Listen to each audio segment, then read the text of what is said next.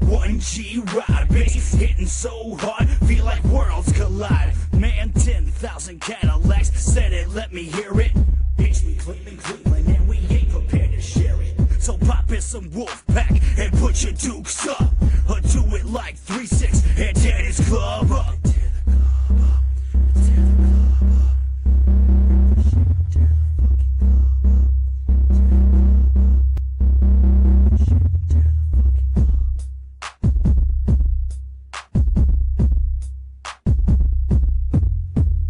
Bloodstains, cocaine, weed, greed, and power.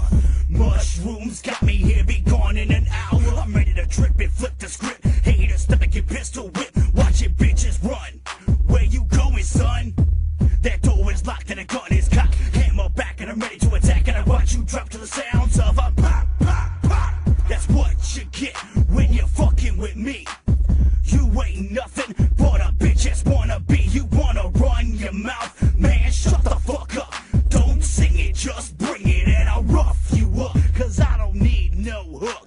This beat's that tight, I'll just shut up and let the bass hit you like.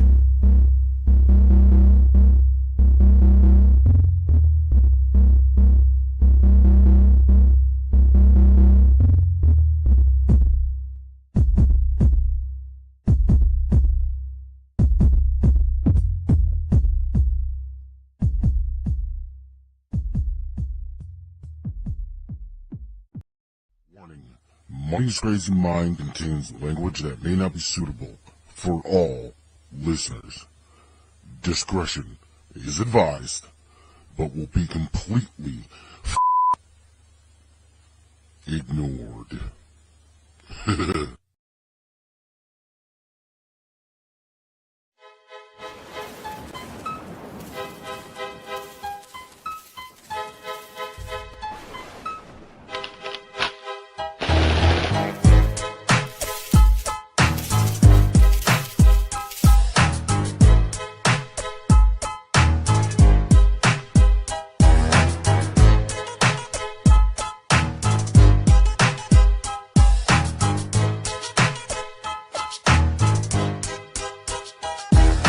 I'm sick of it, doing right, doing wrong.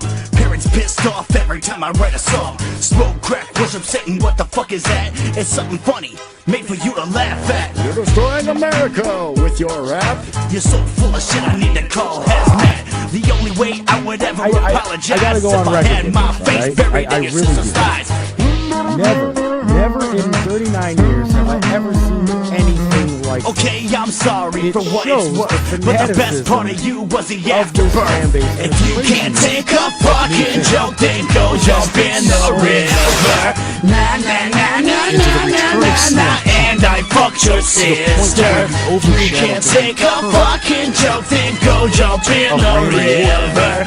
La la la la That it was la la la, and I fucked your sister. If you want to continue to put this narrative out there, that Cody finishing the story What the fuck, dude? is this big daunting task, and Cody has all these mountains to climb and all these brass rings to pull. And of course, we gotta thank our official music sponsor, Psych Ward, for the continued use of Funny Bone. And my balls on her chin, she's bobbing her head to this fucking beat. Damn, dog, man, your sister's a freak. Hey, baby, you like the Eagles? Wanna hear something? Okay, here we are, man. Been a while since we've done an episode. Been a while since we have been here in the luxurious and I don't know, just luxurious, I guess is the proper wording there. Spook Central. Welcome back into Money's Crazy Mind, everybody. We are happy to be back. I know it's been a while. There's a lot going on here behind the scenes in my personal life and things like that. Nothing we're going to get into. It's not my story to tell. It's not my story to finish. It's just one of them things that is just going to be part of my life for a while to come. And I've had ideas to, well, okay. Let me just say this. There was a 3-hour special that was originally going to happen last week. We were going to talk about WrestleMania and how amazing WrestleMania weekend was this past year. We are going to talk about Quiet on Set and all the craziness that was going on with that, but also the things that Quiet on Set did not talk about. And then there's another part of a story that falls into that talks about some of these enrichment schools and behavioral correction schools and things like that I wanted to tackle as well. That just, because of the things that are happening in my life right now, I just did not have an opportunity to just do a show, to come in front of everybody, do another show, have fun, come out here, talk about crazy fucked up shit the way you guys know that I like to do and things like that. And it is what it is, and we will just live with the fact that did not happen last week. But we are back, and we are going to get into a crazy true crime story that I've tackled once before in the past. And I want to get into why we are doing the Rich and Stupid redo. And there's been a lot of wild malarkey stories going on in the world about why I'm doing this. So apparently it's time to play rumor control for a little bit. No, this has nothing to do with where or who the original version of this episode was done. And it has nothing to do with any kind of personal feelings that I have for a particular individual that is at that location or anything like that. So I want to put that to rest right here. First and foremost, that is out the gate.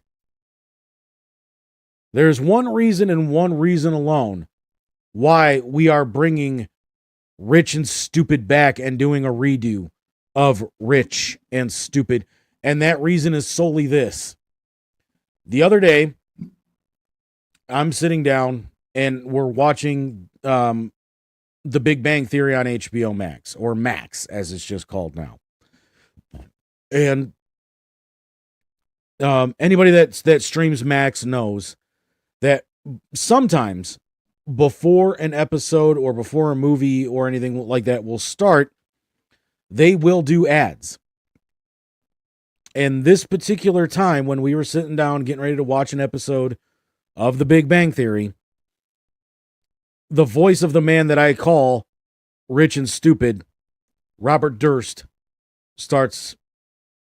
I hear his voice, and I'm just like, oh, are they advertising the Jinx because they know that I do a lot of true crime, and then like that's a lot of the stuff that I watch on Max is some of the true crime stuff that they have on there, or maybe like Investigation Discovery, which is one of the channels that you can stream as part of having Max. Maybe they're gonna do something on Bobby Boy, I don't know. Maybe there's just gonna be, some kind of follow up to the Robert Durst story, because Robert Durst had been, some things that happened with Robert Durst since the last time I talked about him on the original Rich and Stupid episode. And then all of a sudden you hear Andrew Jarecki's voice, the director and the creator of the original documentary series, The Jinx. And he was also the director of the dramatization of Robert Durst, All Good Things, which starred Ryan Gosling and Kirsten Dunst. And I'm just like, oh, this has to be about the Jinx then, because I'm hearing Robert Jarecki. And then all of a sudden, it's just like where the last documentary ended, the story was just getting started. And I'm just like, I'm sorry, what? Huh? What? You have my attention. What are we talking about here? What are we doing? What are we doing? What are we doing? What are we doing? And they basically announced that starting this Sunday, April 21st, The Jinx Part 2 is going to premiere on HBO. And I'm like, oh my fucking God. There's gonna be a follow-up to the Jinx. Like, finally, like, all the shit that happened after the Jinx is finally gonna start coming out. Like, and I got like super excited. And then all of a sudden I started thinking about it, and I'm just like, man, I'm not supposed to do a show this week. But I didn't do a show last week because of all the stuff that's happening. Maybe we should go out there and do another episode. Maybe we should do a surprise episode of the show. And I'm just like, but what are we going to talk about? Like what's there to talk about? The Jinx. We can redo Rich and Stupid. Like, reintroduce everybody to Robert Durst. Get everybody refamiliarized with Durst. And then for the next few weeks while the Jinx Part 2 is airing, we can go out and we can do recaps of what they talked about and give my reaction to what was happening on that. I always wanted to do a follow-up to Rich and Stupid, and I kind of did in some spots where I talked about some of the things that were happening. But then things just like it left the media because the luster behind what was going on with Durst had kind of left the forefront. So I said to myself, we've got an opportunity here. Let's do this. So for the next 4 weeks, we are dedicating every episode of Money's Crazy Mind to reintroducing the world to the man I call Rich and Stupid. And all of that will be coming out as we dig into the story of Robert Durst and what led into the original Jinx documentary, the film, All Good Things, and just all the fucking crazy surrounding Bobby Durst. And so that is today. That is why this is redo.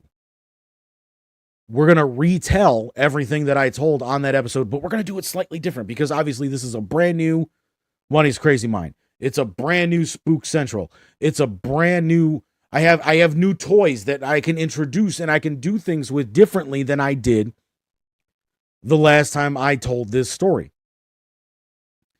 And again, it has nothing to do with anything that I have nothing negative about that episode. I actually really, really love that episode. I went back and I listened to it a couple of days ago when I knew that this was what we were going to do.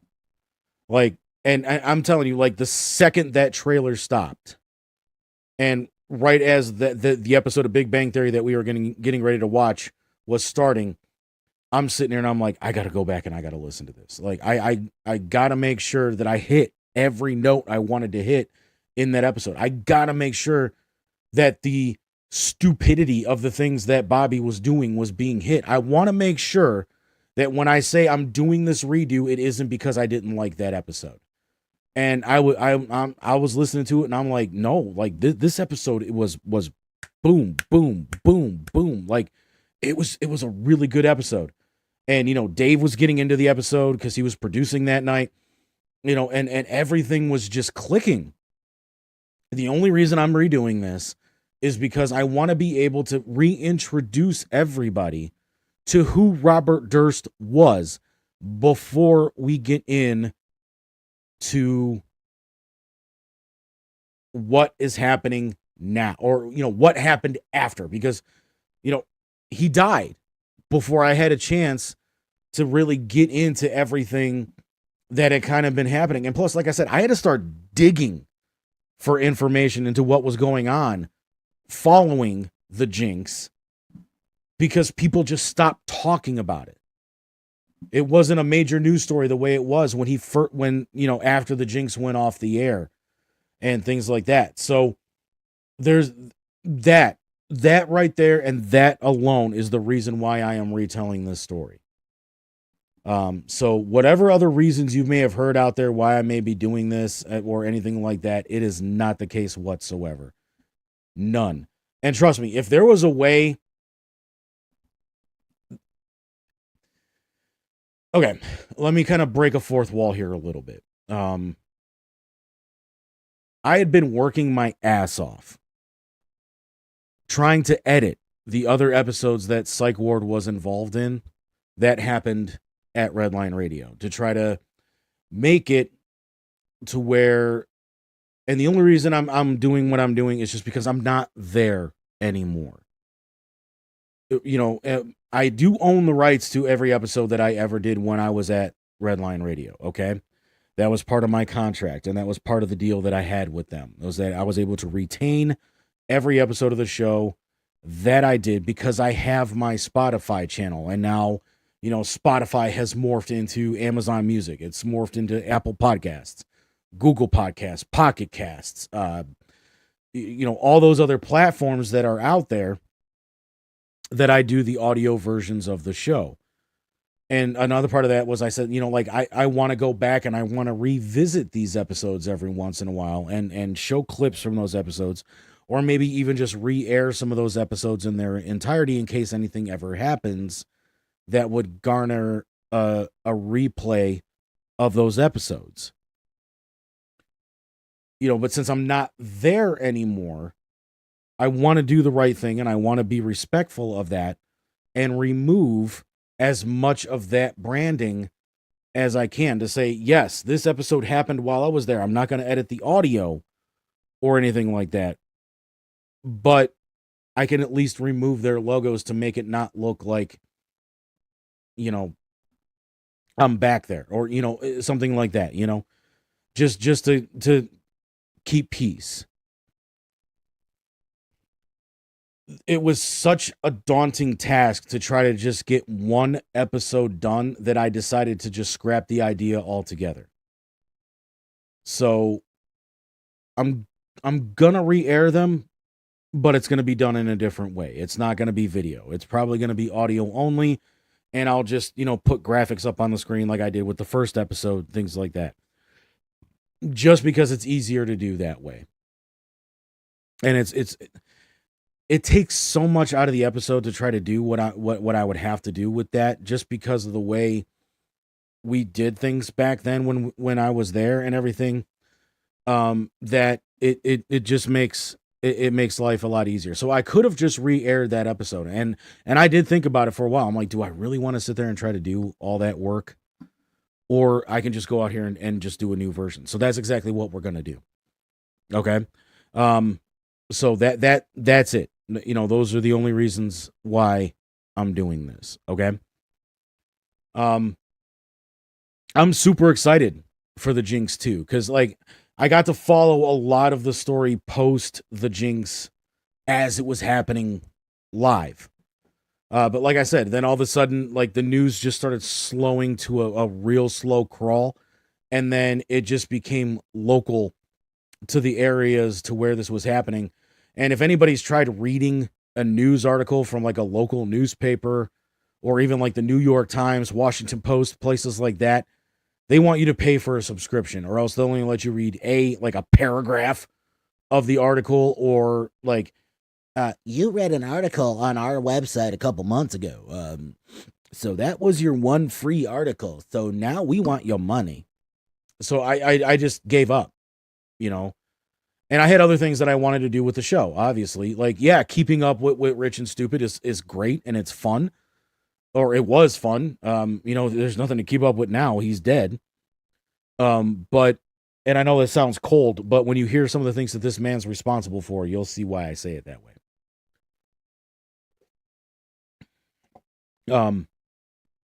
So things just kind of fell that way. So, and to be honest with you, I'm going to have a lot of fun revisiting this, and the way that we're going to do it, I think you guys are going to be super impressed with and everything like that. So this episode is affectionately referred to as Rich and Stupid, the redo. Or let me rephrase that. Rich and Stupid, Part 1, the redo. Part 2 is going to be everything that happened in the Jinx 2. And we're going to do that in 3 episode increments as 2 episodes air. So this Sunday is episode 1. Next Sunday will be episode 2.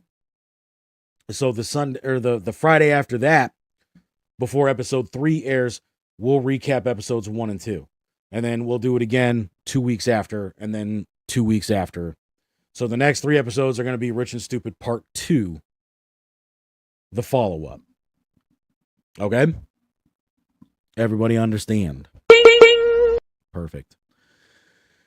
So, all right, we've talked a lot here. Let's talk about some of our great partners and sponsors. Let's talk about our partner first, Keezy Productions. Keezy Productions, just like me here in Spook Central, have been making a hell of a lot of upgrades. New home, new studio, new equipment, new everything. And I think you guys are going to be super fucking impressed with what we're doing over there at the new Keezy Productions studio and getting everything done. Jess and Lisa have been working tirelessly. I've been going there when I've had the opportunity to help them out and get things ready to roll. Obviously, the first production that's going to come out of that new building is the Women's Health Summit, not 1, but 2. And I think you guys are going to dig the new vibe over there in the new studio. Keezy Productions, we are currently accepting applications for new podcasts, radio shows, etc., and so forth. Please reach out to our Facebook page for more details on how you can do that. And we do have a sports show that's going to be coming hopefully soon. But next up, we got Growing Wings Adult Services. Lisa and the team over at Growing Wings are some of the best in Northeast Ohio for taking care of adults with disabilities. If you or your family can use their services, please reach out to Lisa and the team at Growing Wings and let them know that Money's Crazy Mind, Keezy Productions, and Nameless Faceless Productions sent you. And of course, our music sponsor, the great guys over in Psych Ward. They always deliver on everything that I ask them to do. Even now, still today, to this point, they deliver on everything. You hear them at the beginning of every show. The trailer bump to show you that there's 2 minutes to air. That's Psych Ward bass track. The theme song, Funny Bone, and that will be the theme song from here on out. That is a promise I made to Psych Ward, and that is a promise I'm going to keep. And then, of course, the music that you hear behind me to start the show, Psycho America 8100, all Psych Ward, and I love those guys for allowing me to continue to use their stuff each and every time we go live here on Money's Crazy Mind. And, of course, Nameless Faceless Productions. We are getting into a lot of video editing, a lot of audio editing, things like that. If you can use their services, reach out to us at the Money's Crazy Mind Facebook page. And then, of course, we have one more thing that we are talking about. We talked about it the last time we were on the air, that the hotline is now available, or that the hotline will be coming soon. Well, when it comes to the hotline, I wanted to do things a little bit differently.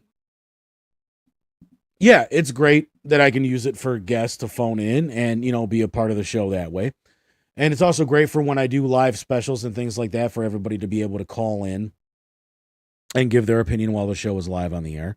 But why stop there? Why stop where everybody else stops? Well, we're not. Okay?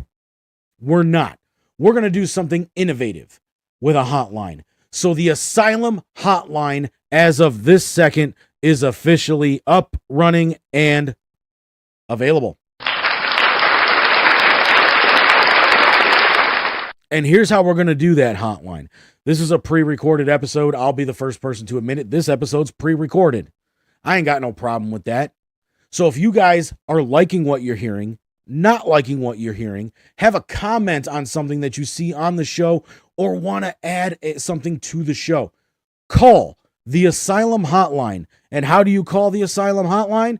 You can call the Asylum hotline at 216-385-7046. The Asylum hotline is powered by Spectrum Mobile, the fastest growing mobile network on the planet.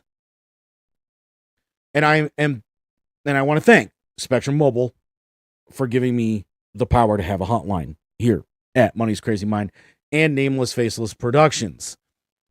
Now, how can I interact with a show that is pre-recorded? Well, here's how you can do that. You call the hotline. The number will be on the screen throughout the show. You call the hotline. You leave a voicemail. And then on the next episode of Money's Crazy Mind, I play your voicemail. And I react to what you say on your voicemail. If it's just something that you wanted to add to the conversation, thank you so much. If you have a comment about the show, thank you so much. If you have a complaint about the show, fuck you, but thank you so much. And I'll take everything that everybody says into consideration. Right now, the only people that call the hotline are suspected scam. And thank you to Spectrum Mobile for having advanced mobile security for allowing me to see, ooh, that's a potential scam call. If it's something that's important, they'll leave a voicemail. So, but yeah, awesome job getting all this going.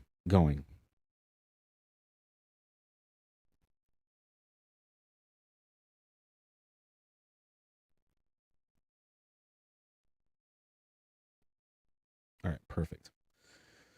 Sorry, that was actually an important text message that was coming in on my regular phone. Okay, but so yeah, just call the hotline, leave a voicemail, and for those that may not know that if the hotline is up and running already, well, Spectrum Mobile hooked me up and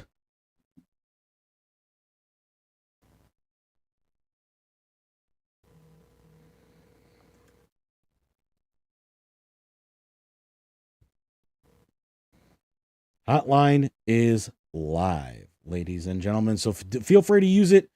Call the show.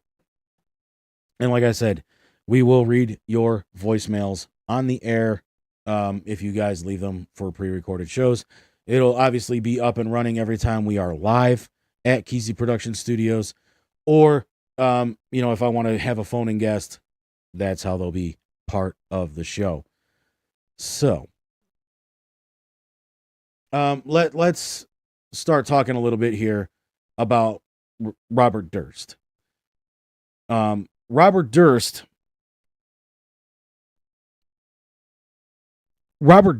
is a very interesting character. His family pretty much owns the island of Manhattan real estate wise. They own a lot of business buildings. They own apartment buildings. They own just about everything. The Durst Company, or I believe it's called the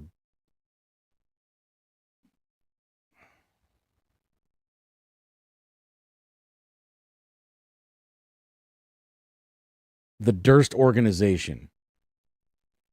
For over 100 years, the Durst Organization has been a family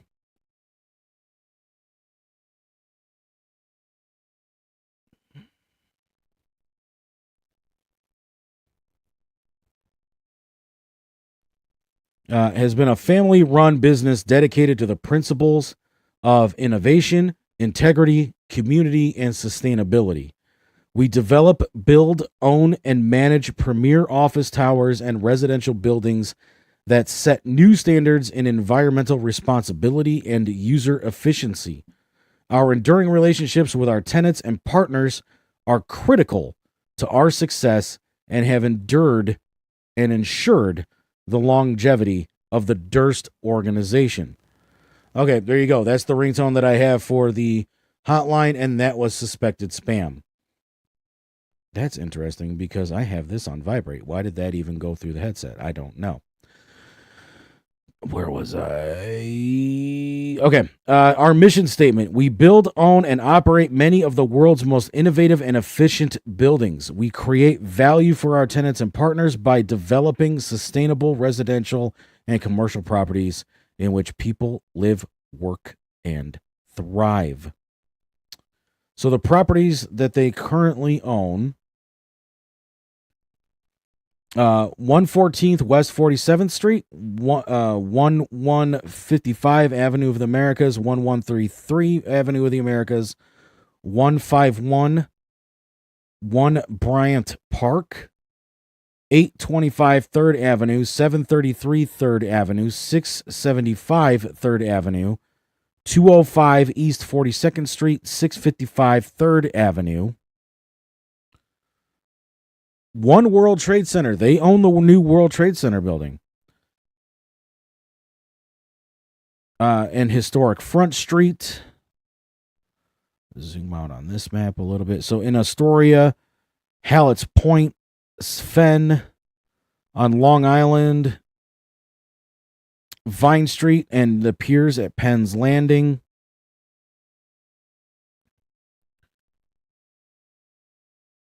Pine Plains. And that is it. So like I said, they own pretty much a lot of the city of New York. And some of the surrounding areas, as you saw there. But, so a very wealthy and very well-known family when it comes to the area of real estate in New York. But who's Robert Durst? So to answer that question and to get into everything that made Robert Durst the man that I call rich and stupid, let's jump into the Money's Crazy Mind News Center.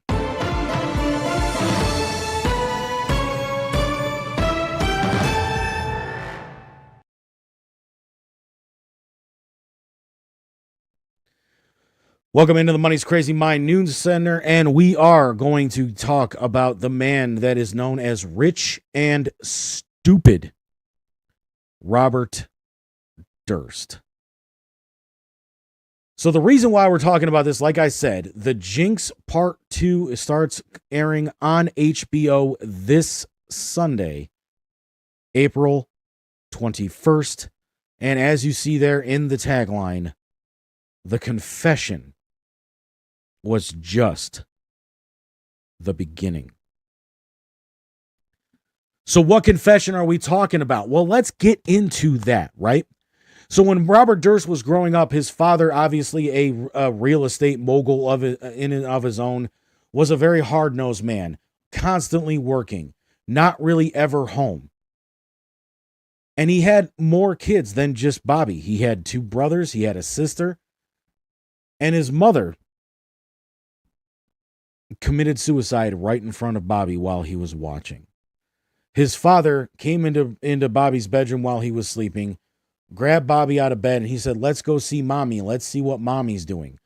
Walked Robert over to a big giant window, and you see his mother standing on the roof of another part of their house, a big, huge fucking mansion. And he says, "Wave to mommy. Tell mommy you love her. Say hi to mommy," and all of this. And then right as Seymour Durst, Robert's father, takes him away from the window, you hear the maid scream, "Oh my God, she fell." And during the first part of the Jinx, Robert was saying to Andrew Jarecki in his interview that he thinks that was a nice way for the maids to try to cover up the fact that she jumped. So Robert essentially watched his mother kill herself. And then, of course, he would go on to take a big part in the Durst organization. He would collect rent checks from some of the tenants in the resident towers. He would go around and collect rent checks from a lot of the other businesses. He was originally slated to take over the Durst organization as its head man. And then something happened between 1978, when Bobby started taking over the family business, and 1994 that all of a sudden made Seymour decide that Bobby wasn't the person that needed to be in charge of the Durst organization, and left that over to his brother Brandon, which then started making a lot of animosity between Robert and his brother, to the point that his brother had to get a restraining order against Robert Durst because he was afraid for his life. Apparently, Bobby had made some death threats and things like that. During the time that Bobby was doing all of this stuff with the Durst organization and everything, he met a woman by the name of Kathleen. They would strike up a friendship, which would then turn into a relationship, which would then turn into a marriage.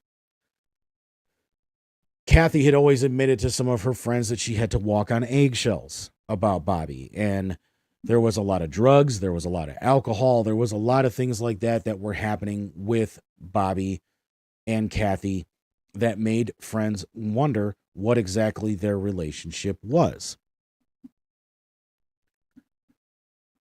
Around New Year's Eve, 1981, turning into the year 1982, Kathy had gone to a party with some of her friends. Bobby didn't want to go. He stayed home at one of their many houses in New York. And Kathy had come home late. She was slightly drunk, slightly high, because she had been out with friends celebrating and things like that. And Bobby got angry with her. And, you know, she had to go to medical school the next day. She was a med student. They had owned a health food store, which was not very successful and ended up closing down a few years prior to this. And Bobby got upset with her. She wanted to go into the city that night. He didn't want to. He was going to drive her into the city the next morning. An argument ensued, or so we think. And the next day, she was supposed to show up to take a test at her medical school and never showed up. To this day, nobody knows what happened to Kathleen Durst. Now, when Bobby was in college, he had met a woman named Susan Berman. And she was pretty much his best friend. Somebody showed up to their Manhattan penthouse the next day pretending to be Kathy Durst. Some people think it might have been Susan Berman pretending to be Kathy, helping Bobby cover up something very, very bad.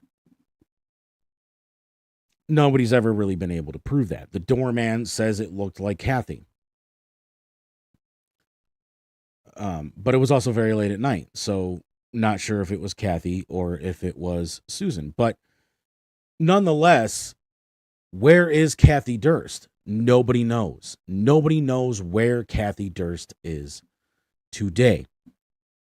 Her family started doing things to try to figure out what happened to Kathy. Everybody thinks that Bob had something to do with Kathy's disappearance. So they even hire private investigators to try to get into the mind of Bobby Durst, but it never turned into anything. They weren't really able to prove anything. However, there was one phone call that was made to Seymour Durst from Bobby after Kathy disappeared. And ever since then, whenever anybody tried to get hold of Seymour or anybody else in the Durst family to question what happened to Kathy, the answer is call Seymour. And Seymour would pretty much just relay the fact, we don't know. But in one particular phone call that Bobby made to his father about the disappearance of Kathy, Seymour said, we're going to have to take care of your mistake. Could Seymour have had something to do with Kathy's disappearance? That's always been a question, too.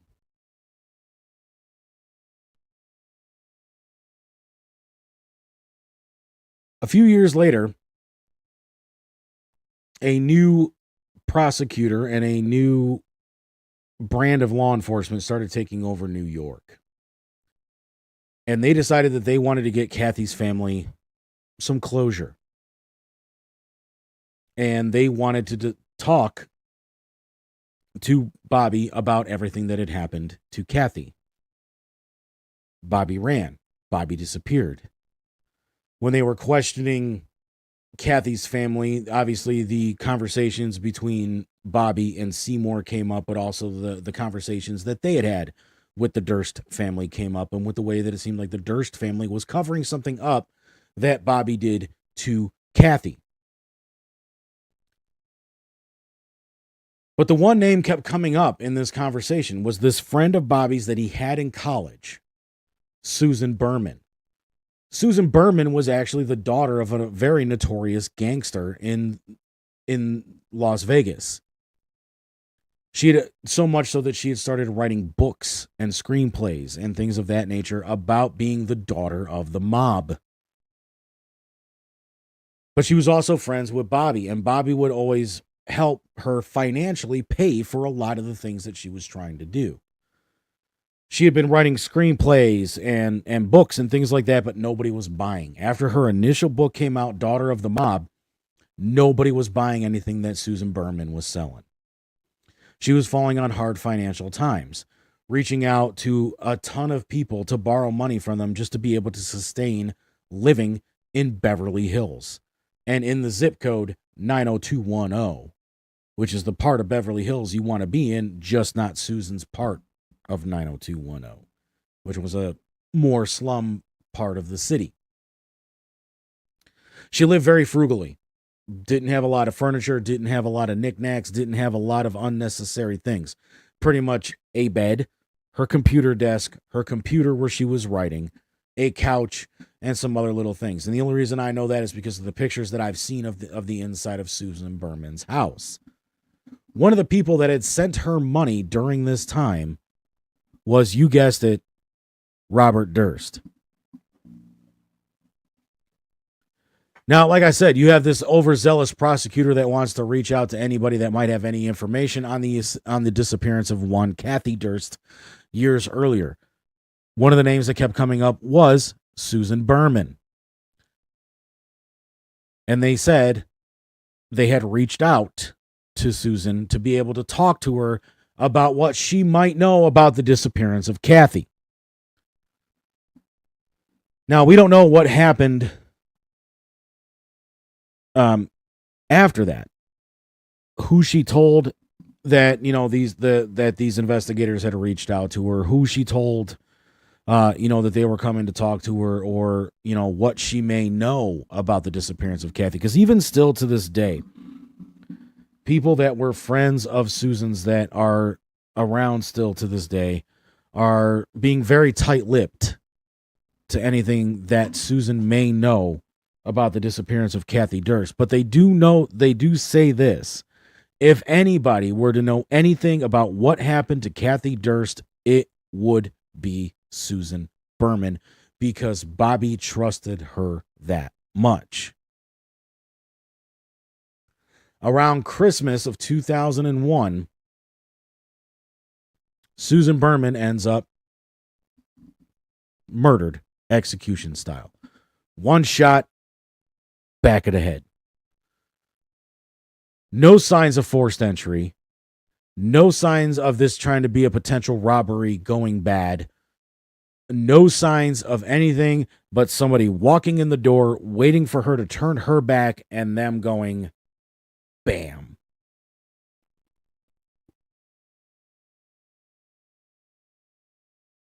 A lot of people thought maybe Bobby might have had something to do with this, because you're being investigated for the disappearance of your wife, your first wife. Now your best friend comes up, shot once, back of the head, execution style. Bang. We're not even too rich and stupid yet. We're still to just being rich and what is going on to the people around you that may have information about what happened to your first wife, Kathy Durst. We're going to fast forward a little bit more here. Galveston, Texas. A man by the name of Morris Black ends up dead, chopped up, body found in multiple garbage bags in the Galveston Bay. In with Morris Black's body parts is a couple of letters to a woman named Kathy Signer. Obviously, the police want to start investigating what's going on here. But also mixed in with letters for a Kathy Signer are mail for a man by the name of, you guessed it, Robert Durst. So they go to the address where Morris Black and Robert Durst were neighbors. And they ask the landlord, well, who rents this apartment? And they say, a deaf, mute woman who just writes me notes about everything that is going on and has never said a word. She's pretty fucking ugly, too. So they start trying to figure out who this deaf mute woman is. So they go into the apartment and they're looking around. A very sparse, not a lot of furniture, not a lot of anything going on. But they find women's clothing in a relatively large size for a woman, wigs, sunglasses, and other things. But they also do find a lot of mail for one Robert Durst. So they go back to the landlord and they're just like, okay, so if this apartment is rented by a deaf mute woman named Kathy Signer, who's Robert Durst? Oh, that's her nephew who comes and visits her, pays her rent, does things like that. He's the only person I've ever spoken to. We need to talk to this guy. And where the hell is Kathy Signer? But then they start putting two and two together. Wait a minute, hold on, timeout here. Flag on the play. There's not a lot of mail here for Kathy Signer other than the stuff that this guy's sending, the tenants and things like that. They do, however, find an eviction notice for one Morris Black, the next door neighbor. They start walking through the kitchen, searching this place, trying to figure out what the hell happened. Because while they found Morris Black's body, there's one thing they didn't. His head. So they have no definitive way of knowing that he died. Just that he's clearly dead and that his body had been cut apart. So they go into the kitchen and they start walking through and the floor starts squishing. Squish, squish, squish whenever they're stepping on certain tiles. They then lift those tiles up and there is an ocean, and I'm quoting the cop from this, an ocean of blood under these tiles. And as they're looking at the tiles, they see scratch marks and like divots and dents in these tiles. And they're like, this is where Morris Black got chopped up. They run testing on the blood. It comes back to Morris Black's blood. So now they're trying to figure out what the fuck happened around here. And while they were looking through the apartment, they find an optometry receipt for a new pair of glasses that had not been picked up yet for one Robert Durst. One of the police gets on the phone, calls the optometrist's office and says, we need to talk to this guy. Let us know the second he comes to pick up those glasses. And this guy's thinking, he ain't going to come pick up those glasses. He ain't going to be that fucking stupid. Guess what? Here is where Rich and Stupid starts coming in. Mr. Durst, knowing, well, maybe he didn't know, but Mr. Durst, knowing that there is a possibility that Galveston, Texas law enforcement is going to eventually show up and want to ask him questions about the death of one Morris Black, goes and picks up his glasses. Cop is sitting at his desk, working away on paperwork about the case and everything, and his pager goes off. Yes, this is back in the time when pagers were still a big thing. And he sees the number come by and the code 911 right after it. And he says, what number is this? Oh, it's the eye doctor. Somebody went and picked up his glasses. Wrong button. He immediately calls them and says, he just called. He's on his way. So they go and they meet Mr. Durst at the optometrist office and they arrest him. And they say, you are wanted in connection to the death of Morris Black. So they're questioning him. And here we go. More Rich and Stupid, okay? They start questioning him about what happened. He gives them a crazy story about self-defense and that they were arguing over a gun and that Morris was upset that he was getting evicted and it caused a big fight between him and Bobby. Morris grabbed Bobby's gun and he was trying to attack him with it. There was a fight. Durst was able to turn the gun around like this and accidentally, quote unquote, shoot Morris in the face with the gun. Knowing that there are investigators in New York that are looking for him in connection to the disappearance of Kathleen Durst years earlier, he says, I can't have law enforcement coming after me for anything. I'm not supposed to be here.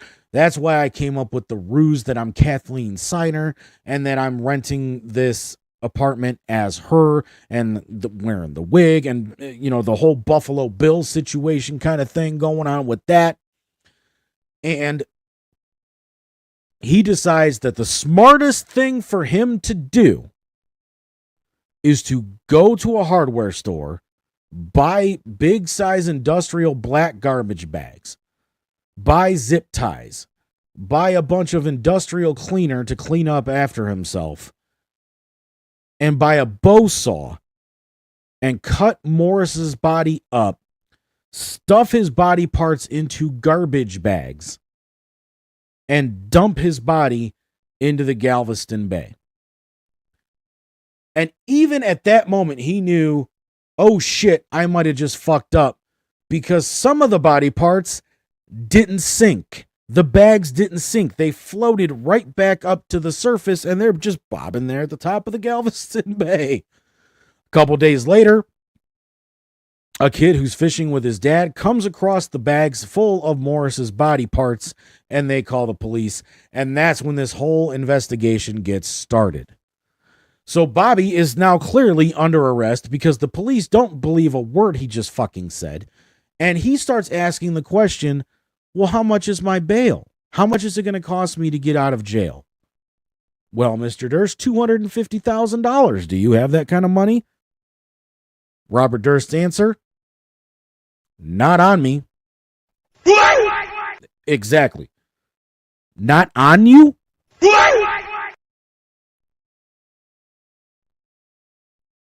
So what does Bobby do in this particular situation? Well, Bobby does what any man who would do, or I don't know about any man, because I don't know about a lot of men that are able to call somebody and say, hey, I need $250,000 to be able to get out of prison. But Bobby calls his new wife and says, I've been arrested in Galveston, Texas. My bail is $250,000. I need the money yesterday. So his wife gets him the money. She takes it down to Galveston, Texas. And of course, now investigators are starting to question her. Like, who the fuck is Bobby Durst? Why does he have $250,000? Why did he rent an apartment under an assumed name for a woman? Well, his wife is able to answer a couple of those questions. Well, how does he have $250,000? Well, because he's fucking loaded. And he's rich. He's heir to a real estate mogul by the name of Seymour Durst. And then that's when they get into the whole thing about the Durst organization and all those properties that I listed off that they own. Then they're like, well, why is he in Galveston, Texas? Well, why is he living under the name of I'm sorry, I've been calling her Kathy Signer, but her name was Dorothy Signer. Well, why is he living under the name of Dorothy Signer? Oh, well, who the hell is Dorothy Signer? Turns out Dorothy Signer is a woman that Bob used to go to school with. And I don't mean college, I mean like high school. So he just took over her name. So Bobby gets released. And you would think, like, you know, you claim to be innocent of this whole thing. You claim it's self-defense. You claim it's this. You claim it's that. You're going to hang around and clear your name, right? Because You obviously know you have investigators from New York that are looking for your ass for the disappearance of your first wife, Kathy. You then are going to start having investigators looking for you for the potential disappearance of your friend, or not disappearance, but murder of your friend, Susan Berman. You're now being investigated for the murder and dismemberment of Morris Black. You're America's Most Wanted, dude. So you would think that you would just sit your ass in a corner, wait for your court date. I mean, you've got money. Like, you don't need to run. You don't need to become fucking Harrison Ford in this situation. But that's not what Bobby does. Court comes around, and Bob is nowhere to be found. Doesn't show up. Nowhere. And so now a manhunt is underway for rich and stupid Mr. Bobby Durst. So where does Bob go? Bob decides he's going to take off to Pennsylvania. And while he's in Hanover Township, Pennsylvania,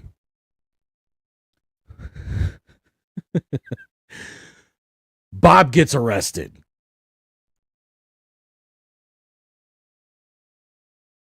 And you can read the headline right there. Millionaires run from justice over.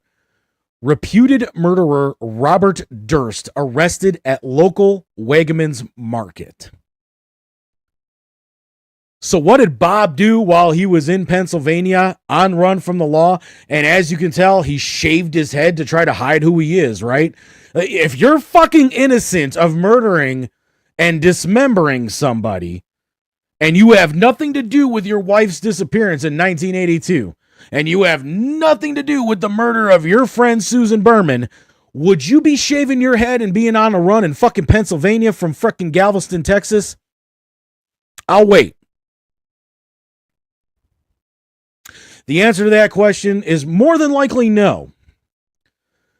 So what did Bob get arrested for when he was on the run in Hanover Township, Pennsylvania?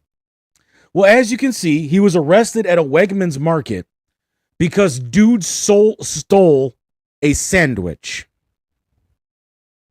When he was arrested, and the police in Pennsylvania were searching Bob's car, they found $33,000 in his trunk, 3 guns, a bow saw, more than likely the one that he cut up Morris Black with. But he also had $502 in his pocket. So now, Bob is not only in trouble in Pennsylvania for theft, he now is also facing extradition to Texas to deal with the murder of Morris Black. But now New York is getting involved too because they want to talk to Robert about what happened to Kathy. So you have all of these law enforcement people that are starting to just sit there and be like, we need to talk to this dude because he is not making himself look innocent in any way, shape, or form. This guy looks guilty as sin, right?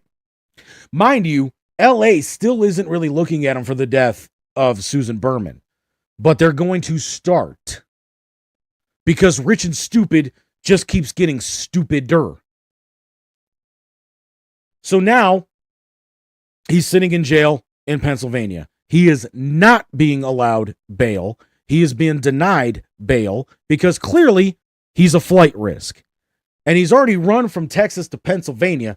Who knows where this dude would end up with unlimited resources from the Durst organization, right?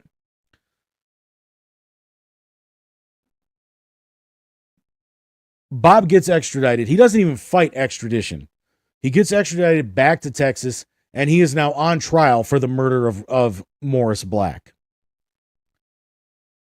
He beats it because of the simple fact that the prosecution was unable to prove, given the fact that they have an ocean of blood under his kitchen tiles, the cut marks in the tile from where he was hitting the tile with the bow saw as he's chopping up Morris's body.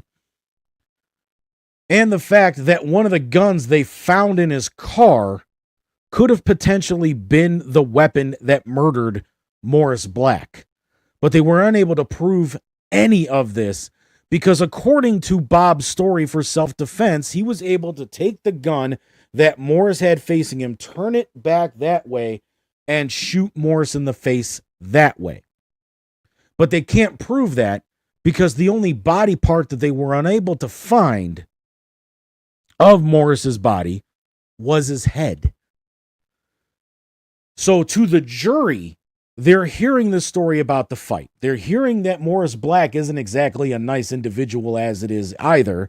They've heard stories from Bob about how him and Morris used to get drunk and fight and do pot and all kinds of other stupid shit. So there is reasonable doubt. And I will say that, like, when I'm hearing the story originally, there's a ton of reasonable doubt that his defense team was able to put forth. And the prosecution keeps sitting there saying, we're not talking about what happened after Morris Black died.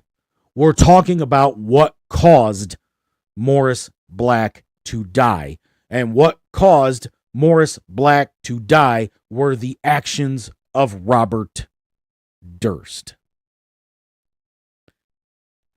So then the defense comes forward, and this is a brilliant defense strategy, and obviously Bobby can afford any fucking lawyer in the planet he wants, and I'm pretty sure that if Johnny Cochran was still alive at the time that this was going on, he probably would have been trying to hire Johnny Cochran.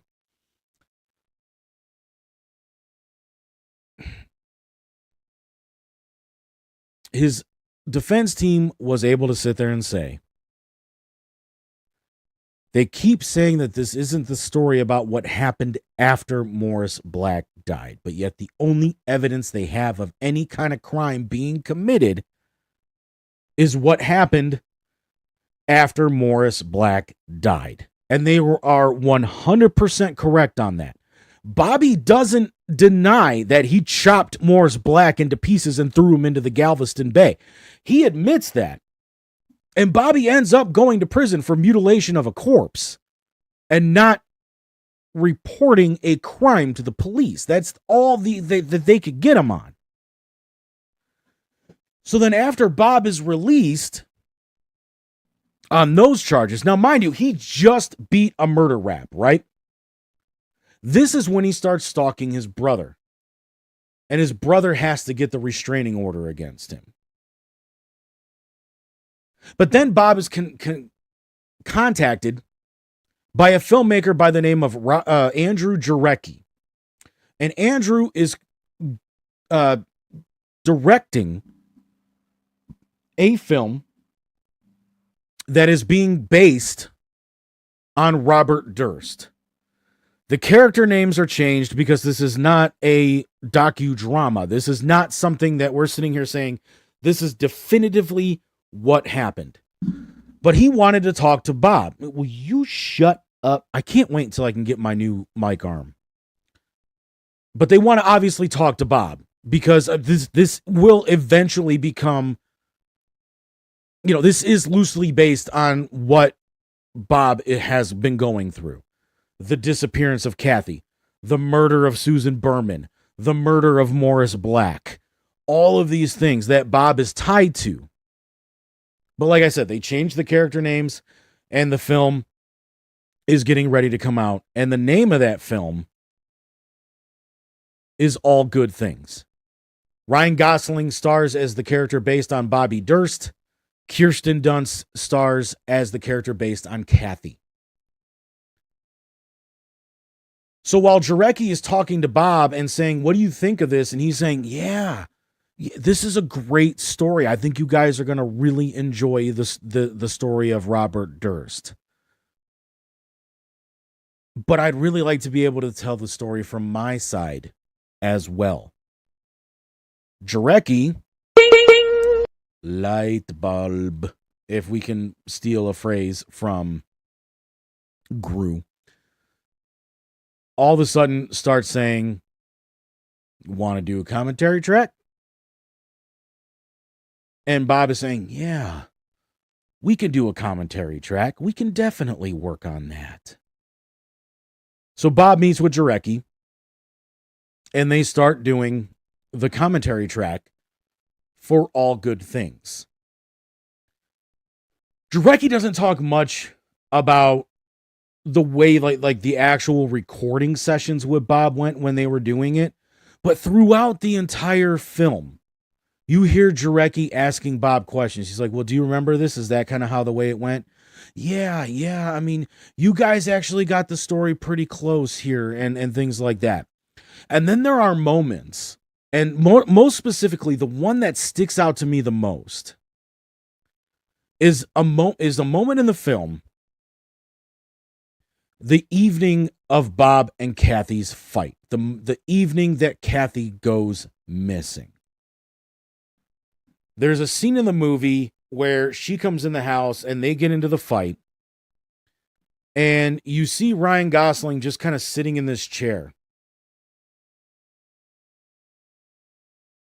And they start playing this really suspenseful music in it. I own the movie, and I got the movie solely for the purpose of hearing the Robert Durst commentary track, okay? The movie is fantastic. Like, don't get me wrong. All Good Things is a fantastic movie. And even on the back of the case, it says that this movie is based on the story of Robert Durst.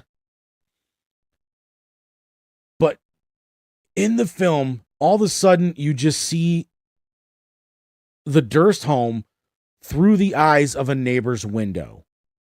And you hear a saw kick on in the Durst's basement, and this eerie blue light coming out of the basement. No other sounds, but you hear that saw, and you see this blue light through their basement window, through the eyes of a neighbor's window, of a neighbor that was looking in through the window. And I'll tell you more about that in a second. And I watched the movie straight through without commentary because I wanted to enjoy the film for what it was. And then I went back and I watched the film again with the Robert Durst commentary with him and Andrew Jarecki. And during that scene, Andrew doesn't say a word, but you hear Bob, and he's just, no, you have it wrong. No, it wasn't storming that night, and the dogs weren't barking. The light in the basement wasn't blue. It was red.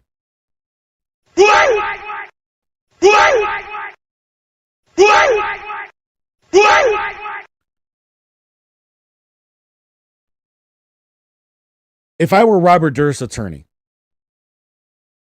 at that moment that Bob opened his mouth and pretty much implicated himself in the disappearance of his wife, Kathy, because he never said, I never went down in the basement.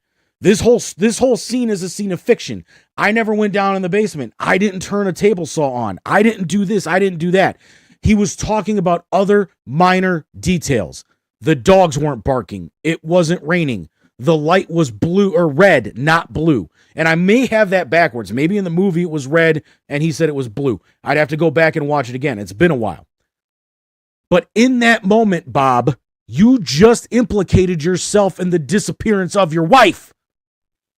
And if I was Bob's attorney, I would have sat there and I would have said, I'm sorry, but this interview is now officially over.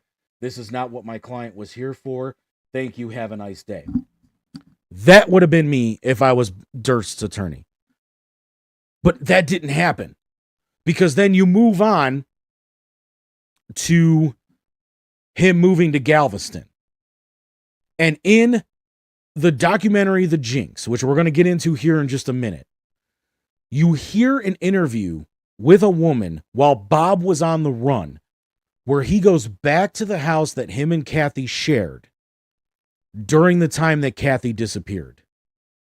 And she said that it was the anniversary. It was their wedding anniversary, and it was a day that Bob will never forget because it was also Bob's birthday. And he is standing on the dock that led to a lake that was behind their home. And he's just standing there staring at a dock, or staring at the water from the dock. And the woman who now lives in that house comes up to Bob and is trying to have a conversation with him, and he doesn't even know she exists. Until finally she's like right up next to him, and then that's where Bob takes over the story here too. And he goes, I didn't even know she was there until I could see her standing next to me. And Drecki asks, well, what were you doing on the dock? And he goes, I was just remembering things. I always took that as a moment to where, like, hold on, time out. We know what happened to Morris Black's body. Durst admits what happens to Morris Black's body. He chopped it up, put it in garbage bags, and threw it in the Galveston Bay. Never in any of the research that I have ever done into the crimes of Robert Durst have I been able to find any answer as to whether or not they dredged that lake behind their home. And the fact of the matter is, we're talking about so many decades later by this point that any evidence that may have existed in that lake probably long gone by now. But then there's another scene in the movie where you start seeing Bob throw out all of Kathy's possessions. And this is where where Andrew Jarecki actually, you can kind of tell what he's up to, right? He's doing the best he can to think that Bob is his best friend. And he even says that in the Jinx. He goes, I actually do like Bob quite a bit. And there's always been this feeling of doubt that existed with me that maybe Bob didn't do all of these terrible things. And then there's something that Bob does and something that he discovers in the Jinx that changes all of that. And we'll get into that when we get to the Jinx here. And I'm over time to go to break, but I want to finish this one thought, and then we'll get in, and then we'll go to break. And then when we come back, we'll finish up this redo at Who is Robert Durst? Rich and Stupid Part 1. Bob is throwing away all of Kathy's possessions. And Kathy's family starts going to Bob's house almost daily to gather all of these belongings of Kathy's. And they're saying if this is somebody who clearly cares about his wife and is clearly upset with the fact that she is gone, why would he be throwing away all of her possessions? And this is actually something that law enforcement looks at very, very closely. It's something that I've seen done multiple times, not just in true crime documentaries, but in shows like Monk, Psych, Law and Order, all of these shows that follow some of these very similar scenarios. If a family member starts throwing away possessions after one of their loved one has died, they immediately start jumping to the top of the list of suspects. Because then at that point, are you really missing that family member? Are you mourning their loss? Or are you moving on? Think of the case of Watts. I can't think of his first name, but the guy that murdered his wife and kids. He was having an affair, and he was trying to find a way to clear his life of distractions before his girlfriend got wise to the fact that this dude was still married with children. And he murders his wife and kids and disposes of their bodies in horrible, horrible ways. And that's kind of what I was going back to with this. Was now you have Bob admitting to certain little things in this commentary track that could potentially implicate him in a lot of these different things. And as the movie is going on and they start moving into the Morris Black story, Bob then again incriminates himself into this. Now here's the fucked up part with that. He's already been found not guilty in the murder of Morris Black. And even some of the jurors in that case came back and said, we don't think he did it. Why? Because the prosecution didn't prove their case. And there were things that Bob and his attorney said during the trial that makes sense. But also, since the prosecution and the police never recovered Morris's head, we have no idea what actually happened. We did the only option we had that day. I would 1,000,000% agree with everything that juror said. But, like I said, rich and stupid continues here. When it gets to the scene where the character kills the Morris Black character in the film, Bob starts sitting there sharing a very similar story to what he told during the courtroom with minor differences. And Bob's story changed quite a bit during that trial. And in the film, Jarecki starts saying, well, that's not what you said on the stand. Yeah, but now that we're sitting there and we're watching this, I'm starting to remember that day very clearly because this is very close to what happened. Bob, if this is very close to what happened, you murdered Morris Black, man. You get where I'm going with this. You get why I call this man rich and stupid yet. And then one of the very last things that you see before Morris Black dies is it's not Durst himself that kills Susan Berman. In the movie, All Good Things, Bob sends Morris to kill Susan Berman. Here's where I have a problem with that. To my knowledge, and obviously the only person that can answer, the only two people that can answer this question are no longer on this earth. And in none of the testimony and readbacks of any of the information from trials that happened after the Jinx came out, in any of this, did I see in any situation where Susan Berman, A, even knew that Morris Black existed, B, ever met Morris Black, or C, would trust Morris Black enough for her to turn her back to him so that he can put one in the back of her head, execution style. That is the main problem that I had with the film. But again, they're trying to give a reason as to why Bob would kill Morris Black. So let's run with that theory, okay? So let's say Bob did send Morris after Susan. And it was Morris Black that capped her in the back of the head, right?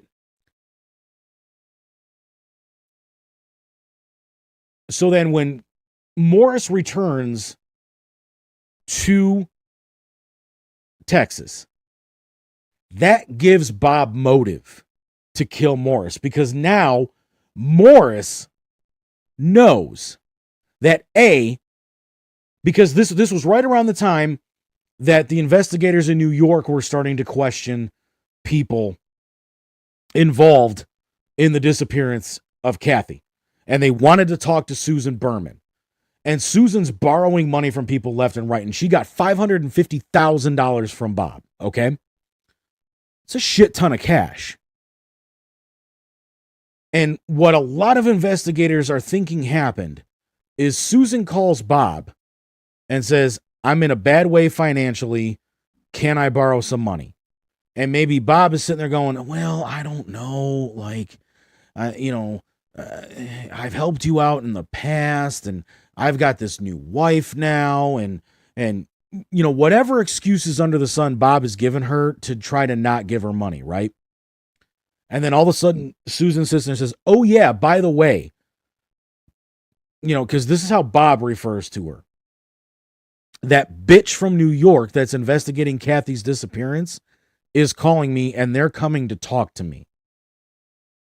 And maybe it's time I tell them what I know about the disappearance of Kathy. Okay, Susan, I understand. I will send you the money. So Bob mails her the money. And Bob has a very distinct writing style. He uses block letters and things like that. And this is something that comes up quite a bit in the Jinx.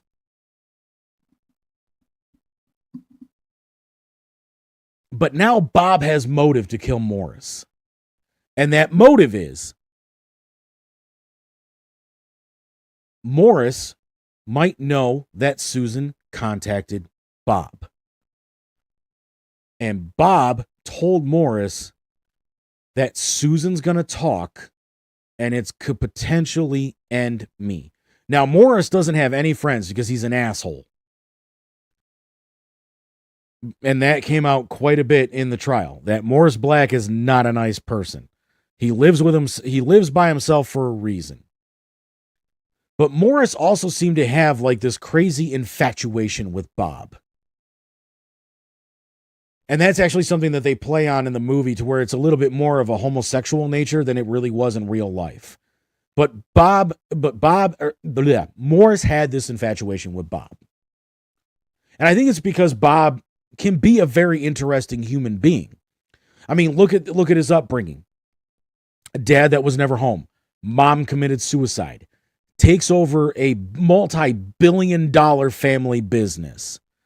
Brother weasels his way into his position. Bob is pretty much forced out of the family business, but he still has the benefits of being part of the family business, aka the money. Right? So Morris is looking at this, and he's sitting there saying, if I help this dude out, if I become friends with this guy, and I make him think like I believe every fucking word that comes out of his mouth, I can benefit from this financially. And they were even talking about getting a new apartment together that was 1,000,000 times better than what they had, because now Bob doesn't need to hide. But, you know, at this point, Bob really, the only people Bob's hiding from is New York. Nobody's looking for Bob other than New York. And he could potentially talk his way out of that, because he's had the same story about the disappearance of Kathy for decades.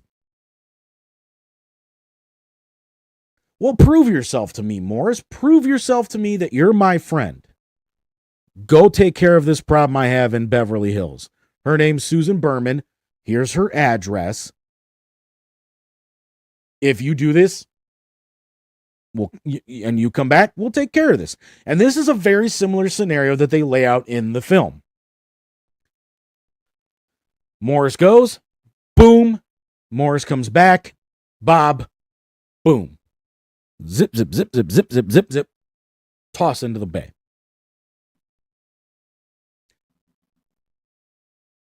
Potentially likely scenario, but let's say that Bob didn't want Susan murdered. Let's say Morris took it upon himself to do that, which is actually the way that they take into the film. Now, Bob killing Morris is revenge. You murdered my friend, asshole. Bam. That too makes sense.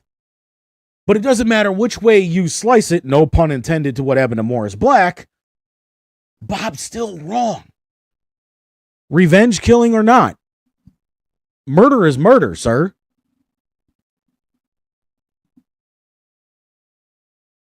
But Bob was just saying really stupid things during the commentary that implicated him into just about every scenario, including the Susan Berman scenario.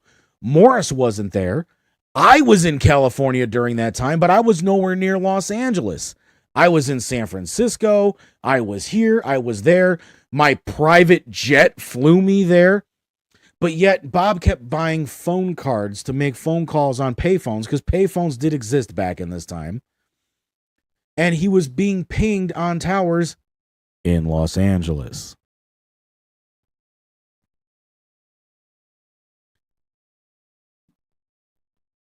So now the movie is out. The Bob commentary exists. Andrew's not done with Bob just yet. How in the hell is somebody as intelligent as Bob stupid enough to agree to be interviewed for a documentary about the potential crimes that you committed? We'll get into that when we come back right here on Money's Crazy Mind. Psych word in this bitch. 2007 and forever, you know what I'm saying? What? Debo Crazy, the nigga named Spooks, and that nigga Mr. C. You're talking and I'm gonna come and slap you. What? I see you running and I'm gonna fucking get you. Toe to toe, blow for blow, be a man now. You wanna talk the talk, now walk the fucking walk, punk. I'm out for blood and I'm coming straight for ya. It's hater season and I got my gas loaded. Your crown's my target and I'm about to blow a hole in it. Leave it crooked like the man that's claiming that he's wearing it. Just like the Terminator, more like the governor. Disappeared like David Blaine, my mind's insane. Been like this before the game started. Mowing down the competition cause I'm cold-hearted. Step to me and take your last breath, kid. Have your chest beating like the crystal meth did. I'm fast to take mine, quick to eat yours. Quit running around thinking you're hardcore. And she should've told you what you're in store for. Step to me and get smacked through the floorboards. Motherfucker. I came back to the realm, heard a lot of doubting, a lot of shit, talking nothing but a lot of shouting. Fuck words, I'm swinging fists, gonna get ya off guard. Fuck trying to disrespect ya. I'm Jason Voorhees without the machete. You ending up disappearing like Machiavelli. Y'all ain't ready, y'all ain't ready. Your mind will explode in the chunks like confetti. What? This is fight music. And your life music. This is fight music. And your life music. This is fight music. And your life music. This is fight music. And your life music. Throw 'em up, throw 'em up, throw 'em up, boy. Throw 'em up, throw 'em up, throw 'em up, boy. Throw 'em up, throw 'em up, throw 'em up, boy. Throw 'em up, throw 'em up, throw 'em up, boy. This is fight music. And your life music. This is fight music, and your life music. This is fight music, and your life music. This is fight music, and your life music.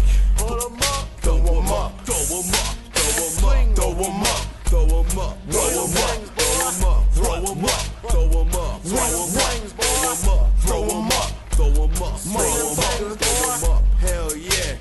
Psych word in this motherfucker. Hell yeah. Debo in this motherfucker. Hell yeah. Spooks in this motherfucker. Hell yeah. Mr. Sick in this motherfucker. What? Next we say it in the run up or shut up. Is it a run up or shut up? Or get smacked the fuck up, you stupid fucking bitch? That's it. Laying it down like that. The second coming, motherfucker.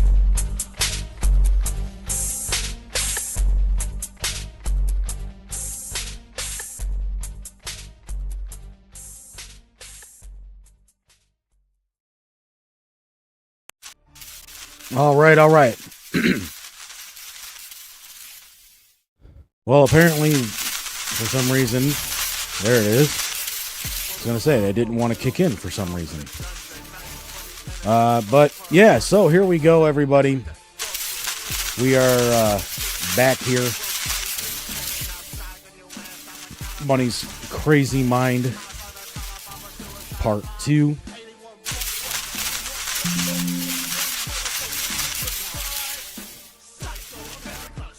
And we are getting back into the conversation, as you see up there. Didn't anticipate going to break, apparently. But we're talking about Robert Durst. A man who was pretty much implicated in the murder of 3 people. His first wife, Kathy, his best friend, Susan Berman, and his old neighbor, Morris Black. Before we went to break, we talked about the fact that a filmmaker by the name of Robert Jarecki was working on a film called All Good Things, starring Ryan Gosling and Kirsten Dunst as Bob and Kathy. And throughout the film, they pretty much go through everything that Bob had been implicated for.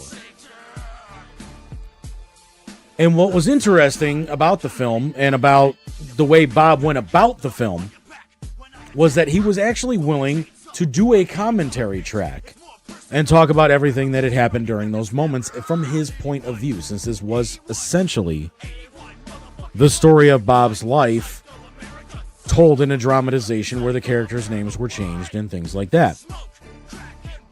But Bob actually starts going into some details about some things that start implicating him into pretty much everything that he was trying to say that he had nothing to do with. On top of doing the commentary track for the film, Bob was willing to start talking about, Bob, Andrew Jarecki, I should say, the filmmaker, wanted to interview Bob and kind of just be like, this is the true story behind the movie All Good Things. And originally this was just going to be like a little 30-minute, behind the scenes interview where he's sitting there with Bob and things like that. And then things start happening. Bob gets arrested in New York for visiting his brother, who has a restraining order against him. And a lot of other things start coming out of Bob's mouth while they're sitting down and doing this interview that was originally just supposed to be a behind-the-scenes little interview thing. So how does Bob continue to implicate himself? Well, to do that, we need to jump back into the Money's Crazy Mind newsroom.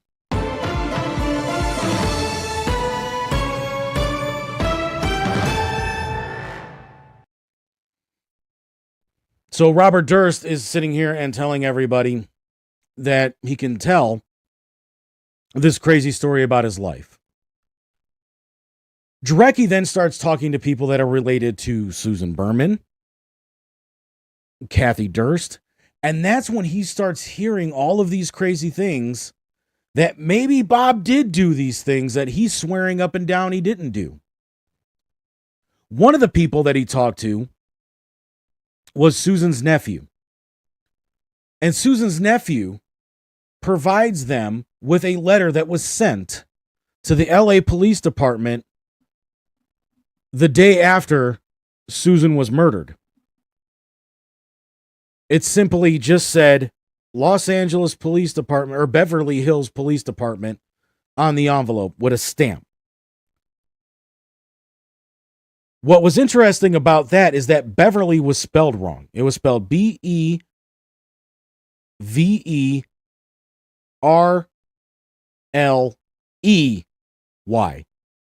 Hills Police. And on the inside, the only things it said in the letter, and I want you to think back about something that I said about Kathy earlier when I say what I'm about to say about what was in that letter. It had Susan's address in block letters, and it didn't say dead body. It didn't say woman shot in head. It didn't say corpse. It didn't say I found a dead person. Didn't say dead woman. Didn't say anything that you would think anybody would want to put in a letter. It had the word cadaver.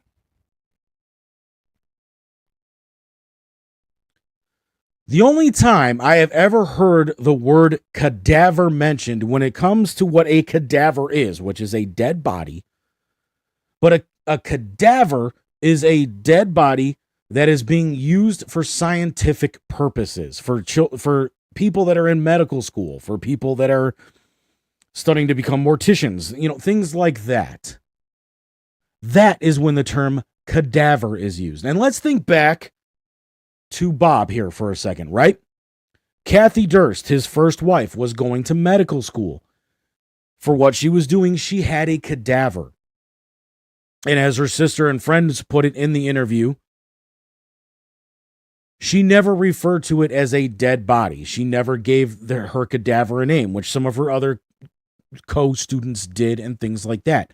She respected the fact that this used to be a human being and who died. So because of that, she never gave it a name. She never gave it a crazy alias, treated the cadaver with respect and everything like that. And whenever she would share stories about what she was doing in her cadaver class, she would just simply refer to it as the cadaver or my cadaver. So for Bob, being married to Kathy as long as he was, constantly hearing that phrase when it came up as a dead body, it would make sense that that would be a word that if Bob wrote this potential letter, he would use. But it was still very, very odd that that's the word that was used. And Bob has sworn up and down for decades, you stop it now too, that he never wrote what is being now referred to as the cadaver note to the Beverly Hills Police Department. So while Jarecki is putting together this interview that was just originally going to be like a bonus feature on the All Good Things DVD or home video release, I should say. And I have seen all the interviews that are on the Blu-ray, and the setting that he used in this are the exact same settings that would eventually become part of a documentary that came out in 2015, The Jinx. And The Jinx only came about because as he's interviewing Bob and as he's interviewing Kathy's family members and people related to Susan, her friends, her other friends other than Bob, and things like that, they would bring some of this stuff up. And during the course of his investigating to put the story together that he was putting together, Susan's nephew had a box of letters and things like that that were written to Susan. A lot of them were from the people that she owed money back to, Robert Durst being one of them. So Bob must have had like old stationery left over from his time working for the Durst organization, because the envelope and the letterhead that he used to write this letter to Susan when he gave her the I think it was $550,000. I want to say that was the number because it was a huge number. But it might have been 50,000. But I'm almost positive it was 550,000. I just rewatched The Jinx to do this, but I like certain details like that were just difficult for me to remember. But in the note, he pretty much, just said, Susan, hopefully this helps you out. And it's always great to remember great moments from the past. Pretty much shut your fucking mouth when it comes to the investigators in New York, if you want to take it that way. But the one thing that was very interesting, and when they looked at the envelope, because Bob hand wrote her address on there, they started sitting there saying, hold the phone here.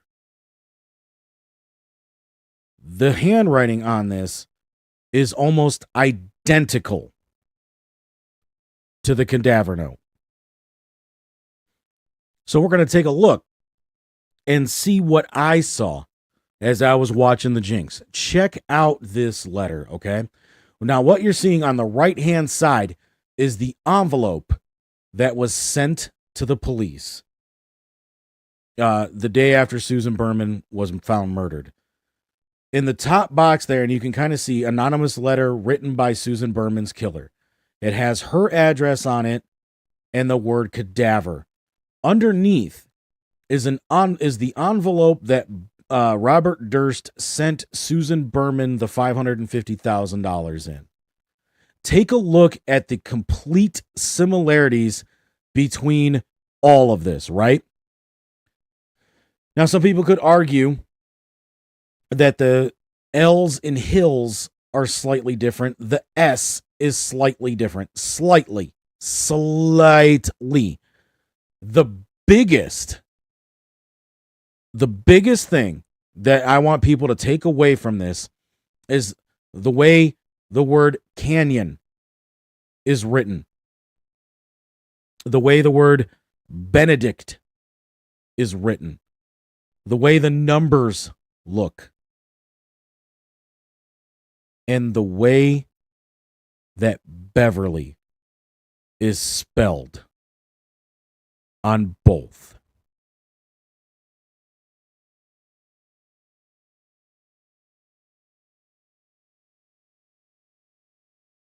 Only one person, looking at all those similarities, only one person could have written both of those. The envelope that the money that was sent to Susan Berman was sent in, and the envelope and the cadaver note were sent in. And 3 different handwriting experts have looked at these documents and come to the same conclusion. That the same person wrote them both. That envelope to Susan Berman and the cadaver note and envelope that the cadaver note was sent in. And that one person is Robert Durst. So throughout the course of the Jinx, Andrew Jarecki hits Bob with this information. And by this point, his interview with Bob is done. He's just shooting filler stuff for the rest of the behind-the-scenes interview. But then as all of this information starts coming out, the envelope, the other handwriting samples that were given to him from Bob, all these different aliases that Bob has used over the years. Hell, when he was on the run in Pennsylvania, the car he rented it in Morris Black's name. But Bob has also had other aliases over the decades as well. Some were women, some were men. This is a man who has a very sketchy past, no matter how you want to slice it up. And again, that is not a knock on what happened to Morris Black. But all of these things start adding up. And Jarecki is now coming to the realization that Bob might have actually done all of these things. Not just crazy coincidences in film commentaries. Not just crazy coincidences in the fact that he was supposed to be visiting Susan at the time that Susan was murdered. And Bob actually ends up coming up with a story for that, too. Because eventually he does admit that he wrote the cadaver note. And the excuse that he gives as to why he wrote the cadaver note was when the day he went to go visit Susan, he walks in and finds her dead body. And he didn't want his friend to suffer and sit there and be undiscovered for an unknown amount of time being murdered. So he wrote the letter to the police.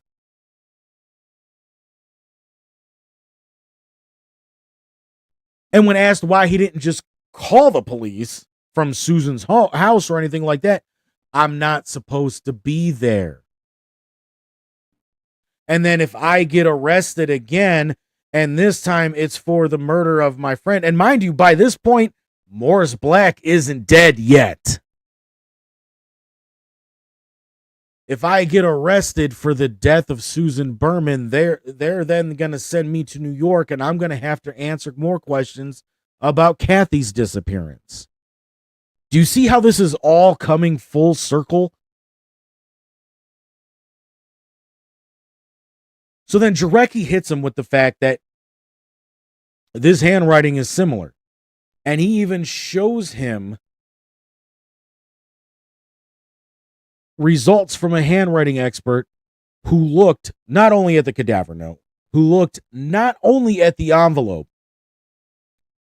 that he wrote to Susan Berman, but also other documents that Bob has signed over the years that he was given either by the Durst organization, by Kathy's friends, because Kathy's friends and family were taking Bob's trash when he was throwing out documents and things like that after Kathy disappeared.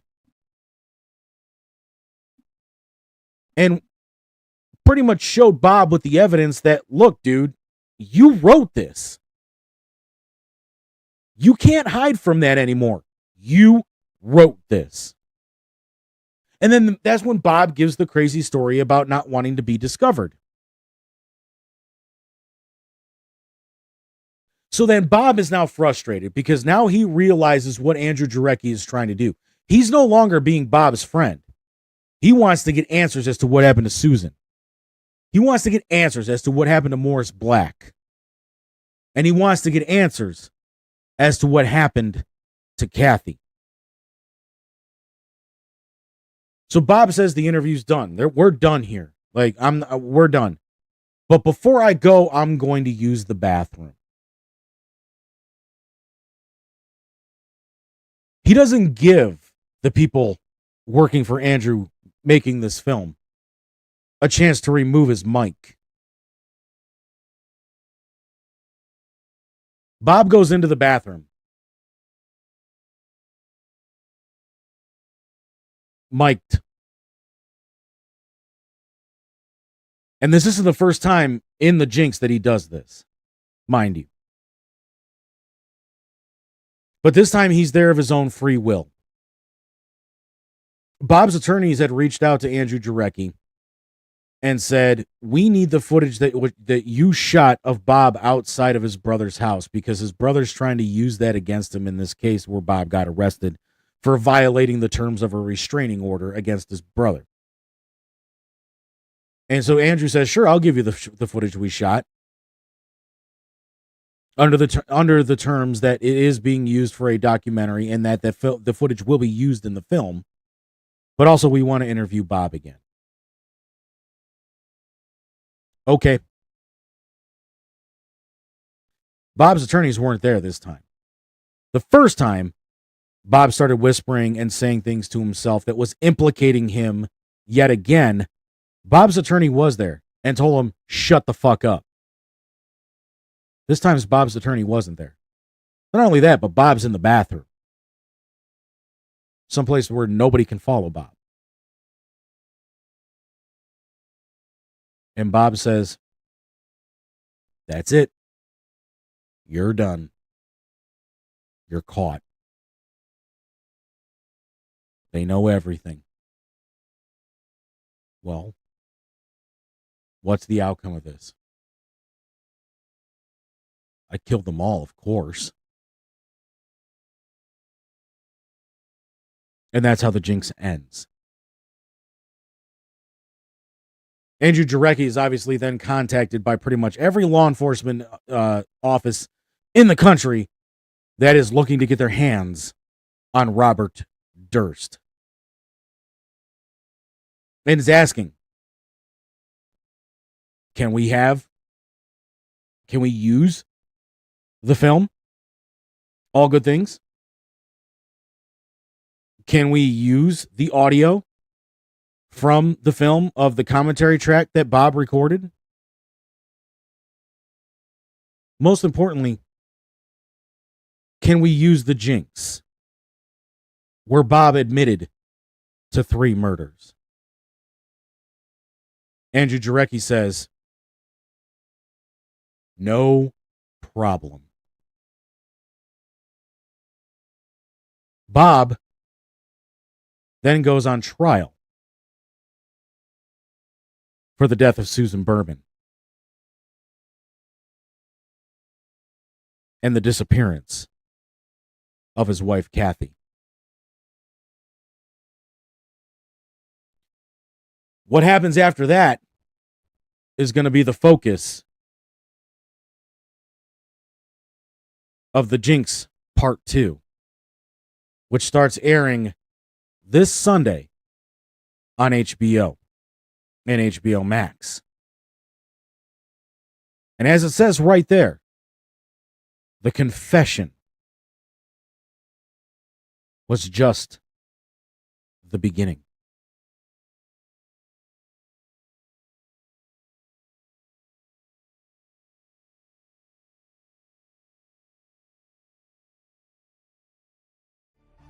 So what's going to happen in the Jinx? What are we going to hear in the Jinx Part 2, I should say? What revelations does Andrew Jarecki have that could potentially make what happened at the end of the original Jinx just the beginning? A man confessed to 3 murders, one of which he got away with at the end of this documentary. But how? How does the prosecution use the audio from the All Good Things commentary? How does the prosecution use the Jinx? We're going to find out over the next 3 weeks when Rich and Stupid Part 2 begins. I will see you in 2 weeks after the first 2 episodes of The Jinx Part 2 airs on HBO and Max. Until then, take care of yourselves, take care of each other, and have a week. Money's Crazy Mind is proud to be the exclusive flagship broadcast of Nameless, Faceless Productions. That's all, folks.